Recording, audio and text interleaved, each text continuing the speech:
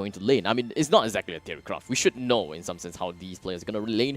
Here in up in the top lane, in the Baron lane, we should be looking at Camille fighting against Akali. In the middle lane, we should be looking at Orianna fighting against Ahri. And of course, down at the bottom, Dragon lane, it should be Vayne and Braum fighting against Kai'Sa and Alistar. But there could be a stronger possibility that we should be looking at more of a, in some sense, 1-2-1/1-3-1, because we can expect more roaming potential from both sides with the Lee Sin and Braum, as well as Big Daddy Golems with the Alistar, as well as the Wukong. Minions have spawned. Okay. I think we need to... Yeah, there it is. Just keep checking the sides here. Ward placement is always a must, especially in these high-tempo plays. Like you said, there is going to just be both of the teams just going to their standard lanes. We're not going to see the lane swaps just yet. And turret diving is fine, but I think the changes that you just said a while ago just stops the point of being able to harass somebody's turret after they die, after your take. So at least there is still some chance for the solo laners to get back into their lane and soak up a little bit more XP before they lose their turrets. So, you know, it's not as quickly snowbally as it was before. We're going to be looking at Alliance with a really early setup right on top of BDG. The concussive blows managed to land a really nice stun on top of Fizzy Fish. HP already down to less than 50% HP. Just can't play that risky anymore. The Winter's Bite lands on the I Am Groot, and it does seem like the final shot coming in from our Vayne manages to bring down Kai'Sa. A little bit too early from the side of Big Daddy Golems, but I believe that massive amount of aggression from Alliance is just a little bit too much for Big Daddy Golems to handle. And with that, another death down for the side of Alliance. I'm not too sure about that turret diving from the side of Alliance, but alas, 1-for-1. It does seem like the game is still too early for us to even say anything.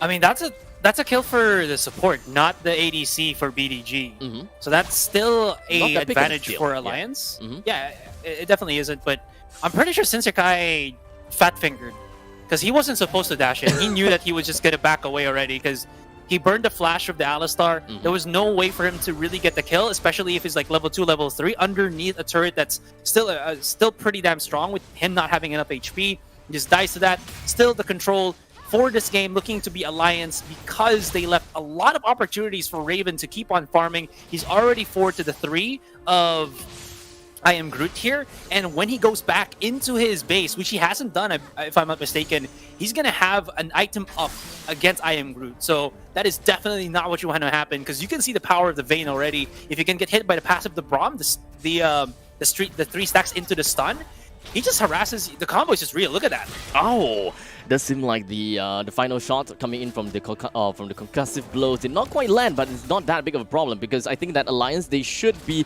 wanting to just kind of force BDG away, at least from the Dragon lane side. So we can pretty much be expecting that I Am Groot is not going to have a really good time when it comes to farming. In fact, I Am Groot should probably head back soon. If not, a Glacial Fissure from Rich is going to be the death of this Kai'Sa. Just gonna be a little bit more XP down onto the road for Rich is going to be the death of perhaps even both of them. The concussive blows lands on the Fizzy Fish, and both of which are already low on health. Shinsekai is just gonna be wandering around the opponent's jungle, but HY joins right in. Just gonna be working around Glory Twixter as well as the Cyclone. They try to work it all out, but unfortunately it does seem like the Orb Deception coming from Cryo didn't manage to get himself a decent amount of kill right on top of this Wukong. With 3 men down already, Alliance have managed to push BDG with their back against the wall, and just like that, 4 easy kills in favor of Alliance. And Big Daddy Golems, unfortunately, they are also going to lose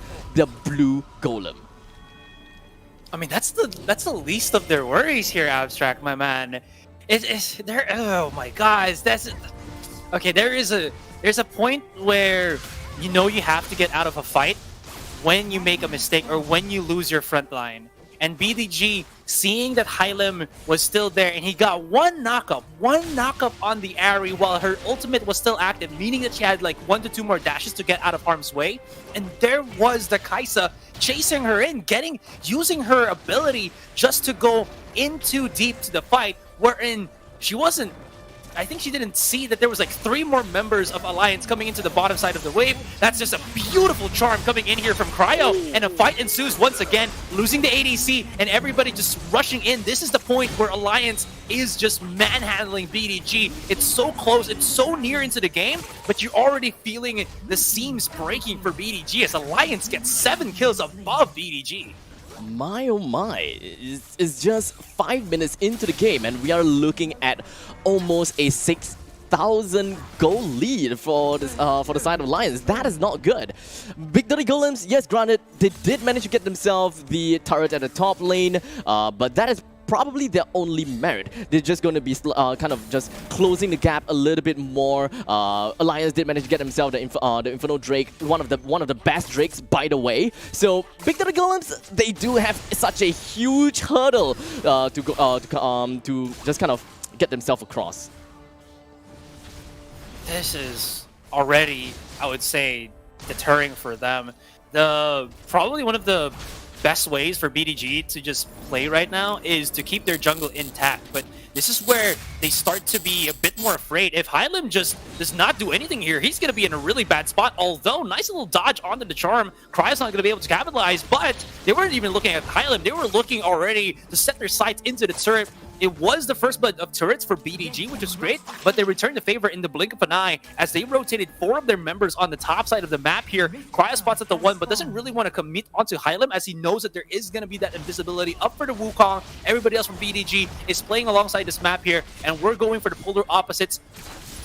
North Pole, South Pole. Seems like Sarah is going to commit his protocol there, and Cryo is just in a really bad situation. Might be able to get out of harm's way, and she was able to gulp the wild beans or the wild fruit and still keep herself alive. Is she going to be able to charm in Sarah back into the embracing hands of that turret? It's not going to happen, and the commitment comes out. Iron Groot finally getting the kill, but here comes the other members from Alliance going in for the punish. And the Glacial Fissure lands right on top of Iron Groot. There's no way that Groot is going to get himself away from all of that. And just like that, it is going to be a 1-4-2 trade, and Alliance should be able to get themselves with yet another turret, or perhaps go for the next objective. Since they have lost Camille, they have also lost Kai'Sa, it will take some time before they will be able to regroup themselves right on top of the Baron's Pit. So shouldn't be too much of an issue for Alliance to even pick up this objective over here. They should be able to get a free turret from this. Rift Herald probably in the middle, or most likely in the middle, right? So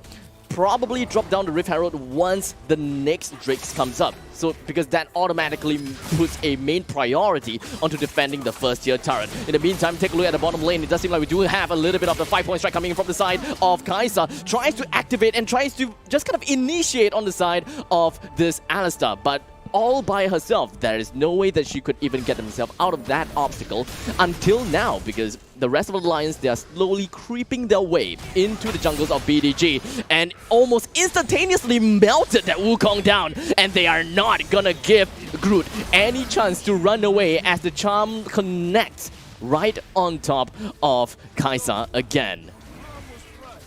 They overstay their welcome in their own jungle. Where's the justice in that for BDG here? I do like how they're able to punish the overcommitments of Alliance, but after these small types of victories, they're not able to react quickly enough to the aggressive positioning of Alliance around their map, like so, and they're getting very much punished for it. They're getting these kills, but they're kind of trading it for even more deaths on their end, because they get 1 kill, but they lose 3 of their members after like 20 seconds of them, you know, just...